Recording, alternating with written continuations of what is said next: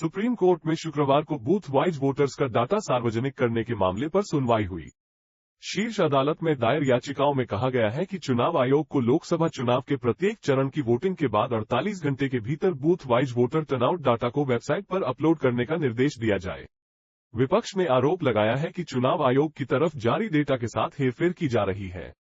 वहीं सुनवाई के दौरान चुनाव आयोग की तरफ से पेश हुए वकील मनिंदर सिंह ने कहा कि 26 अप्रैल को सुप्रीम कोर्ट ने याचिकाकर्ता एडीआर की एक याचिका खारिज करते हुए विस्तृत फैसला दिया।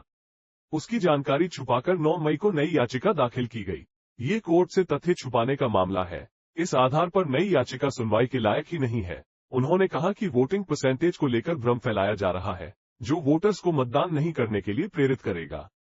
चुनाव आयोग के वकील ने कहा कि 26 अप्रैल के फैसले में न सिर्फ वर्तमान याचिका में उठाई गई बातों की भी चर्चा हुई, ये भी लिखा गया कि बिना ठोस आधार के सिर्फ आशंकाओं के आधार पर याचिका नहीं सुन सकते।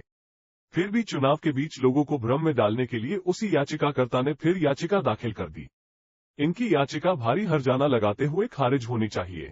उन्होंने कहा कि चुनाव के दौरान प्रक्रिया को लेकर याचिका नहीं सुनी जाती है, यह नियम है।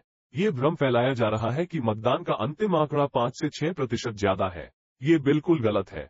मतदान के दिन ऐप पर जो आंकड़ा आता है वो पूरी तरह सही नहीं होता। वेरिफिकेशन कर अंतिम आंकड़ा बाद में आता है। यह व्यवस्था पहले से रही है। वकील मनिंदर सिंह ने कहा कि इस तरह की याचिकाएं भी मतदान के प्रति लोगों के उत्साह को कम करती है, साथ ही मतदान प्रतिशत गिराती है। उन्होंने कहा कि देश भर में 8,000 से ज्यादा प्रत्याशी और 10 लाख से ज्यादा बूथ हैं। हर बूथ पर प्रत्याशी का एजेंट होता है, यानी प्रत्याशियों की तरफ से लाखों लोग इस प्रक्रिया में शामिल होते हैं। उन्हें उसी दिन फॉर्म 17C उपलब्ध करवा दिया जाता है। ऐसे और वीडियो के लिए चैनल को सब्सक्राइब करना ना भूलें।